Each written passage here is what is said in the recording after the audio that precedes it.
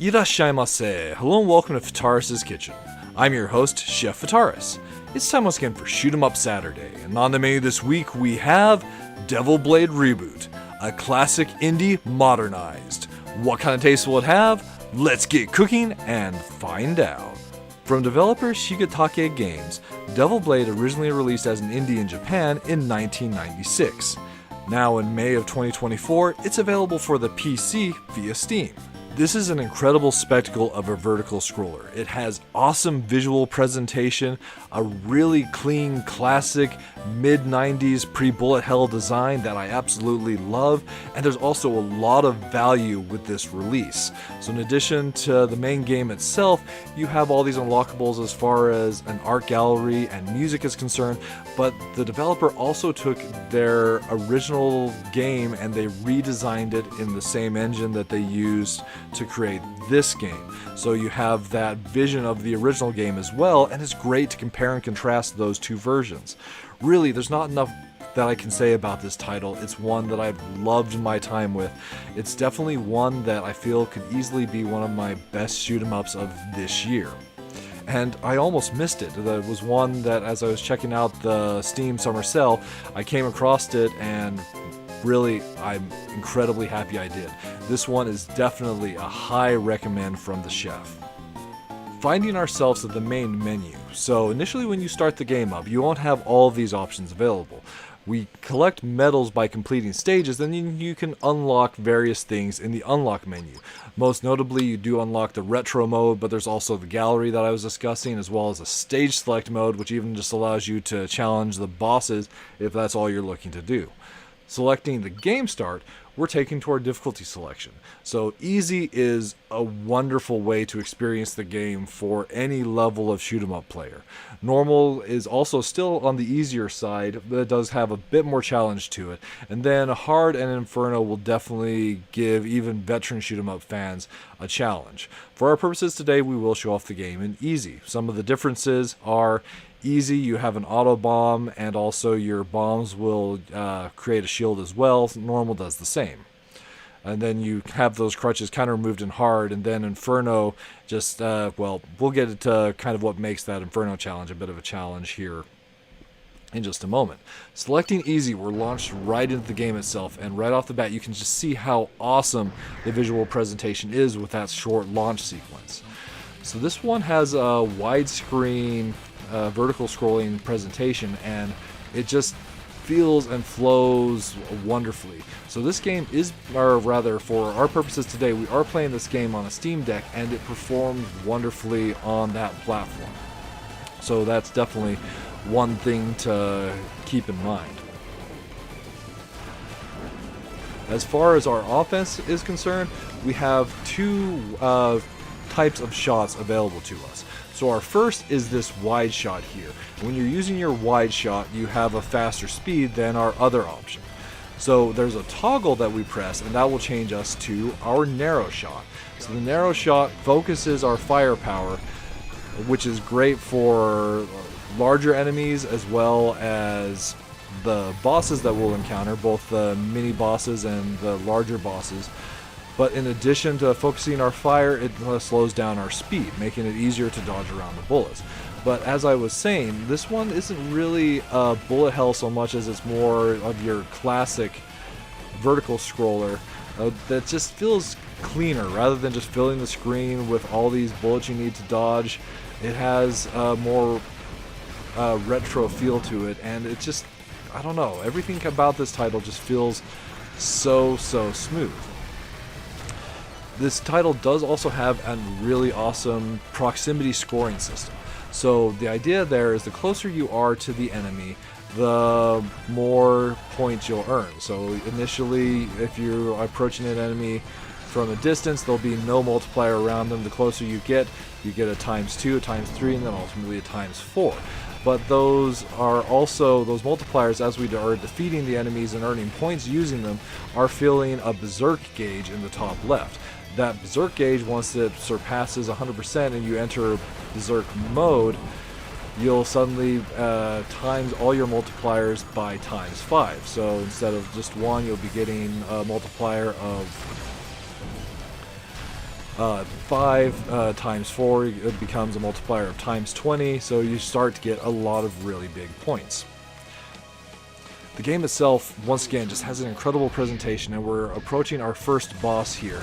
So we see this awesome like laser barrage on the city beneath us, and it just ignites the whole city itself. I really just love kind of that spectacle that this game just presents in spades, and all the boss fights and even some of the mini bosses just kind of like feel that way. And the bosses are really a great place to kind of show off that whole scoring, as you can go and build your berserk gauge pretty easily by getting up close to the enemies themselves, but depending on the way that they're attacking, you might want to back off and play it a little bit safe. So as I mentioned, there are bombs in this game, and I have used a couple throughout the course of the first stage. They'll damage the enemy, but in addition to that, they also clear the shots, and most importantly, they're really vital in your survivability, specifically in easy and normal, as if you don't have a shield, they'll charge up your shield, and so basically give yourself a shield, an extra hit, if you will, for every time you use a bomb, provided you're using the bomb yourself. If you're playing on easy, there is an auto bomb that is turned on, so even if you are hit and the auto bomb goes off, that bomb will not generate a shield. So that there is that distinction to keep in mind. So we finished our first stage. At the end of the stage, you might have seen in our results that there were those towards the bottom of the results. We see the medals that we are earning for unlocking in the shop. So some of those unlocks are, as I mentioned, the new modes. There's also the gallery options and the sound mode options, so you can unlock the various music from both the retro soundtrack, or the retro version of the game, so the original soundtrack, as well as the reboot soundtrack. And it's also possible to unlock the option to switch the game from the reboot soundtrack to the original soundtrack, which is great that you can do that. Although my personal preference is the reboot soundtrack for sure. It's just a super solid soundtrack that really goes and fits the spectacle that I feel this game is. And there you have it. That is Devil Blade Reboot served up for your enjoyment. Once again, there's just not enough I can say that's good about this title. I've enjoyed all the time that I've spent playing it so far, and I'm still looking forward to playing it even more, challenging some of the harder difficulties, unlocking more medals so I can complete the unlocking from the unlock menu itself. But it's not without a couple little issues here and there. So the game is on the shorter side. It only has 6 stages total, and the final stage is really just your final boss fight.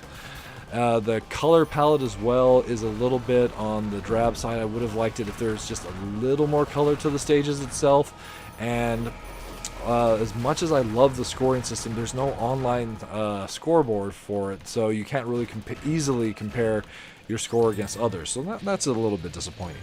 But as far as the plus flavors are concerned, so I love a really well done proximity scoring system. So when you have the ability to score more, the more of a daredevil you're playing as, and in this one with that whole berserk mechanic, where not only are you being scored for being close to the enemies themselves, but then once you get to that higher score, the enemies increase the difficulty that they throw at you. So their HP increases, you have a higher enemy level that you're challenged with, especially if you're playing higher difficulties.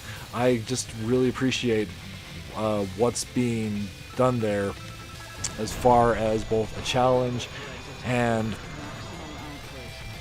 just from a fun perspective, working to try and build your best run where you're earning a lot of score as well as making it further through the game itself.